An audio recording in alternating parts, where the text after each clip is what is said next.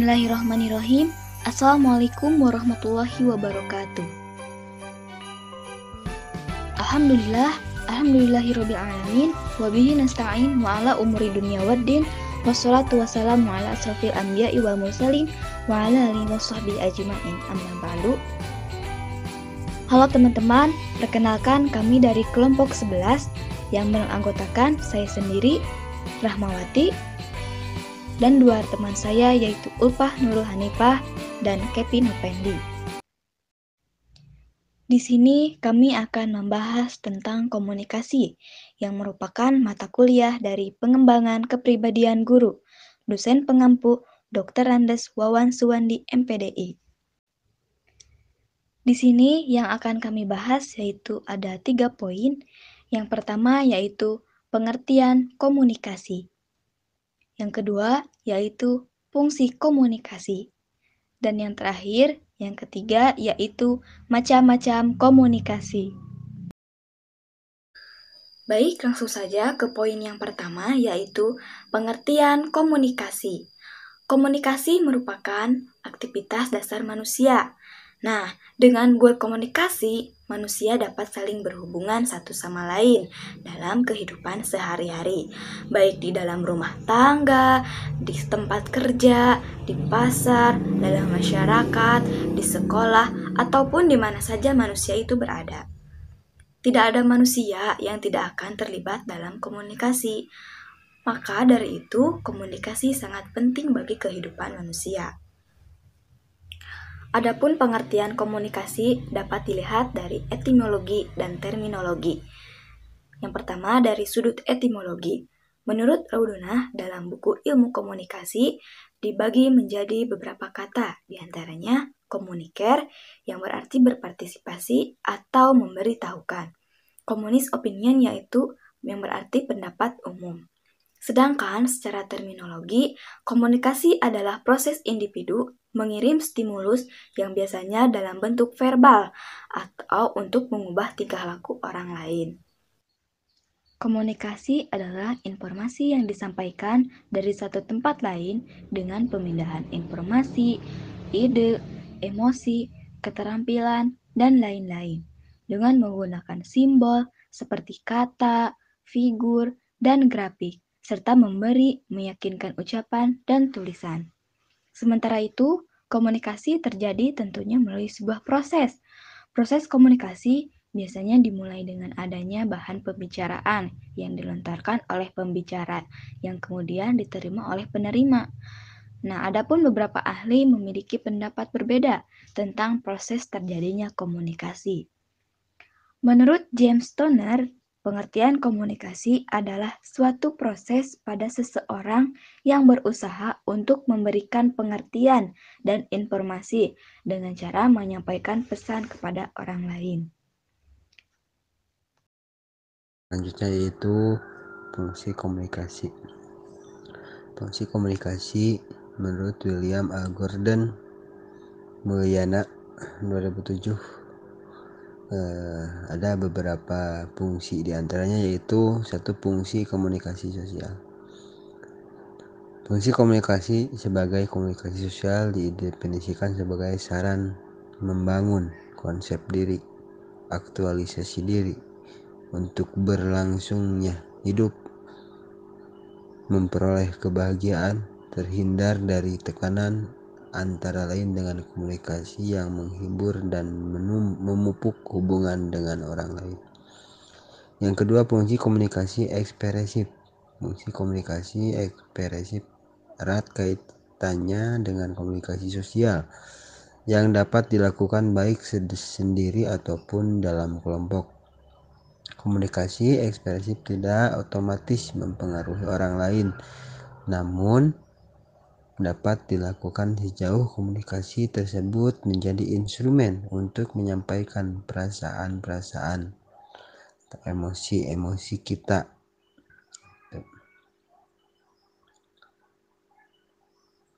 Perasaan-perasaan tersebut dikomunikasikan terutama melalui komunikasi nonverbal.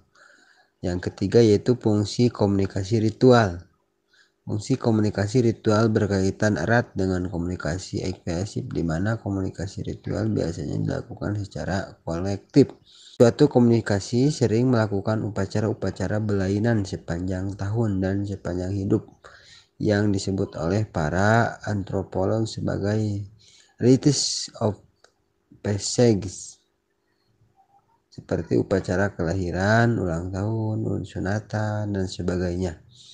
Dalam acara itu orang mengucapkan kata-kata atau menampilkan perilaku-perilaku simbolik. Yang keempat yaitu ada fungsi komunikasi instrumental. Fungsi menjadi komunikasi yang bersifat instrumental, di mana fungsi instrumental didefinisikan sebagai komunikasi yang memiliki tujuan umum untuk menginformasikan, mengajar, mendorong, mengubah sikap dan keyakinan, dan mengubah perilaku untuk melakukan tindakan, dan juga menghibur. Itu fungsi komunikasi. Pada kesempatan kali ini, insya Allah saya akan menjelaskan tentang macam-macam komunikasi. Ada berapa sih macam-macam komunikasi itu? Nah, ada 5 macam komunikasi. Yang pertama, ada komunikasi berdasarkan penyampaian. Yang kedua, ada komunikasi berdasarkan perilaku. Yang ketiga, komunikasi berdasarkan kelangsungannya. Yang keempat, komunikasi berdasarkan jumlah yang berkomunikasi. Yang kelima, komunikasi berdasarkan peranan individu. Nah, sebelum jelasnya saya akan memaparkannya satu persatu. Macam-macam komunikasi yang pertama yaitu komunikasi berdasarkan penyampaian. Pada umumnya setiap manusia itu dapat berkomunikasi satu sama lain karena manusia bukan makhluk individu, melainkan manusia merupakan makhluk sosial yang selalu mempunyai kebutuhan untuk berkomunikasi dengan sesamanya. Akan tetapi tidak semua orang mampu atau terampil berkomunikasi. Maka dari itu dibutuhkan beberapa cara dalam menyampaikan informasi. Nah, berdasarkan cara penyampaian informasi dapat dibedakan menjadi 2 macam.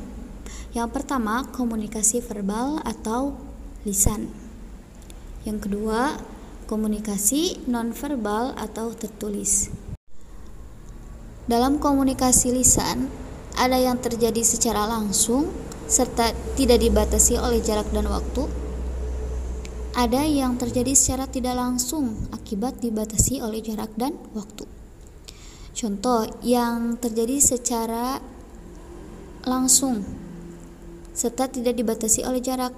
Contohnya seperti dialog antara 2 orang di mana kedua belah pihak berdialog secara tatap muka dalam suatu ruang dan waktu. Kemudian yang terjadi secara tidak langsung itu dibatasi oleh jarak dan waktu. Contohnya komunikasi lewat telepon antara satu orang yang berada di negara Indonesia, misalkan berkomunikasi, berdialog melalui telepon dengan saudaranya yang ada di Malaysia. Yang kedua, ada komunikasi nonverbal atau tertulis. Dalam komunikasi nonverbal juga ada yang berbentuk naskah. Nah, biasanya yang berbentuk naskah itu digunakan untuk menyampaikan kabar yang bersifat kompleks.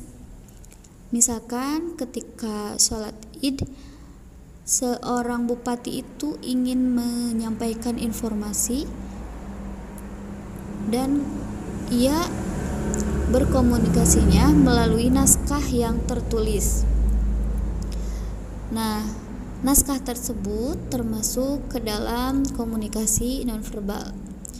Kemudian ada juga komunikasi nonverbal itu yang berbentuk gambar dan foto. Akibat tidak bisa dilukiskan dengan kata-kata atau kalimat. Contohnya gambar seseorang yang sedang membuang sampah ke dalam tong sampah. Nah, gambar tersebut merupakan komunikasi seseorang misalkan terhadap masyarakat agar bisa membuang sampah pada tempatnya. Tetapi komunikasi itu berbentuk tertulis, yaitu tertulisnya dalam sebuah gambar dan foto. Itu diakibatkan karena tidak bisa dilukiskan dengan kata-kata atau kalimat. Macam-macam komunikasi yang kedua yaitu komunikasi berdasarkan perilaku.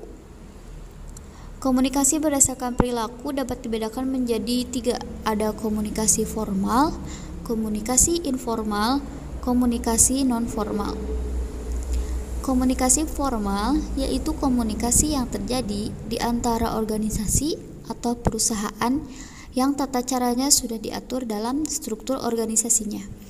Contohnya misalkan seminar pendidikan, seminar narkoba, seminar bisnis, dan seminar-seminar lainnya. Itu termasuk ke dalam komunikasi formal. Kemudian komunikasi informal. Komunikasi informal yaitu komunikasi yang terjadi pada sebuah organisasi atau perusahaan yang tidak ditentukan dalam struktur organisasi serta tidak mendapat kesaksian resmi yang mungkin tidak berpengaruh kepada kepentingan organisasi atau perusahaan. Contohnya kabar burung, desas-desus, dan sebagainya. Nah, itu termasuk ke dalam komunikasi informal. Ada komunikasi non-formal. Komunikasi non-formal yaitu komunikasi yang terjadi antara komunikasi yang bersifat formal dan informal. Jadi gabungan antara komunikasi formal dan informal. Komunikasinya itu berhubungan dengan pelaksanaan tugas pekerjaan organisasi atau perusahaan dengan kegiatan yang bersifat pribadi anggota organisasi atau perusahaan tersebut. Nah, contohnya seperti rapat mengenai ulang tahun perusahaan. Ya, itu termasuk ke dalam contoh komunikasi non-formal. Macam-macam komunikasi yang ketiga yaitu komunikasi berdasarkan kelangsungannya. Kalau berdasarkan kelangsungannya, komunikasi dapat dibedakan menjadi 2. Ada komunikasi langsung, ada komunikasi tidak langsung. Komunikasi langsung itu yaitu proses komunikasi dilakukan secara langsung tanpa bantuan perantara orang ketiga ataupun media komunikasi yang ada dan tidak dibatasi oleh adanya jarak. Jadi ini hampir sama dengan komunikasi yang berdasarkan penyampaian. Contohnya seperti dialog antara 2 orang di mana 2 orang tersebut ada dalam satu ruang tanpa bantuan perantara orang ketiga ataupun media komunikasi. Bisa berbentuk telepon, laptop, atau yang lainnya. Kemudian komunikasi tidak langsung yaitu proses komunikasinya dilaksanakan dengan bantuan pihak ketiga atau bantuan alat-alat media komunikasi. Ini juga sama seperti komunikasi yang tadi yang secara lisan tetapi komunikasinya itu secara tidak langsung. Contohnya sama, yaitu komunikasi antara 2 orang, misalkan 1 orang ada di Indonesia dan 1 orang laginya ada di Malaysia. Nah, komunikasinya itu membutuhkan atau menggunakan media alat bantu seperti telepon, handphone, laptop, dan lain sebagainya. Macam-macam komunikasi yang keempat yaitu komunikasi berdasarkan jumlah yang berkomunikasi. Nah, komunikasi yang berdasarkan jumlah berkomunikasi dapat dibedakan menjadi 2, yaitu komunikasi perseorangan dan komunikasi kelompok. Yang pertama, komunikasi perseorangan. Komunikasi perseorangan yaitu komunikasi yang terjadi dengan cara perseorangan antara pribadi dengan pribadi lainnya mengenai persoalan yang bersifat pribadi juga. Misalkan dialog antara dua orang di mana satu orang tersebut membahas atau menceritakan curahan hatinya kepada pribadi lainnya yang bersifat pribadi. Nah, itu termasuk komunikasi perseorangan. Kalau komunikasi kelompok yaitu komunikasi yang terjadi pada kelompok mengenai persoalan-persoalan yang menyangkut kepentingan kelompok. Misalkan komunikasi kelompok presentasi. Nah, dalam kelompok presentasi itu terjadi dialog antara beberapa orang dalam satu kelompok tersebut mengenai persoalan-persoalan yang mencangkut kepentingan kelompok, misalkan membahas tentang makalah, tentang materi yang akan disampaikan, tentang PowerPoint-nya, dan tentang apa yang akan dikonsep nanti ketika presentasi. Perbedaannya komunikasi perseorangan dengan komunikasi kelompok itu yaitu komunikasi kelompok lebih terbuka dibandingkan dengan komunikasi perseorangan. Karena komunikasi perseorangan itu bersifat pribadi ya, sedangkan kalau komunikasi kelompok itu bersifat umum. Macam-macam komunikasi yang kelima yaitu komunikasi berdasarkan individu. Nah, dalam komunikasi ini peranan individu sangat mempengaruhi kesuksesan proses komunikasinya. Berikut ada beberapa macam komunikasi berdasarkan peranan individu. Di antaranya komunikasi antara individu dengan individu yang lain.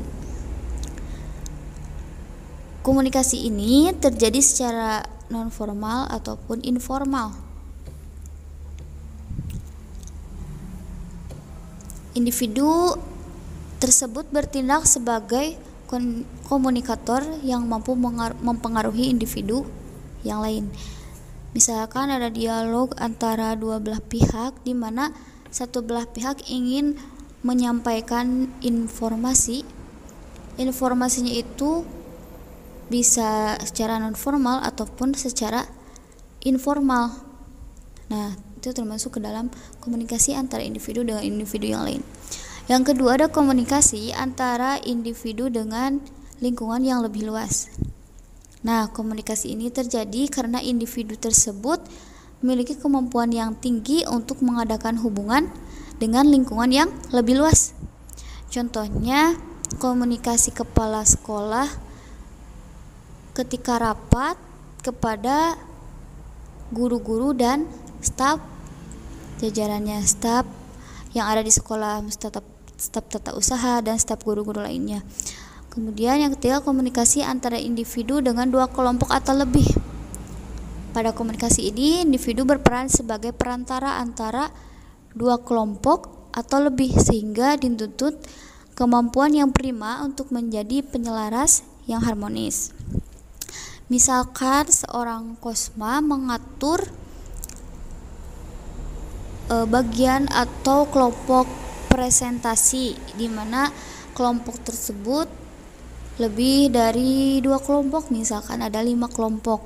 Nah, komunikasi si kosma tersebut terhadap kelompok yang sudah dibentuk, yang kelompoknya itu contohnya ada 5 kelompok, itu termasuk dalam komunikasi antar individu dengan 2 kelompok atau lebih.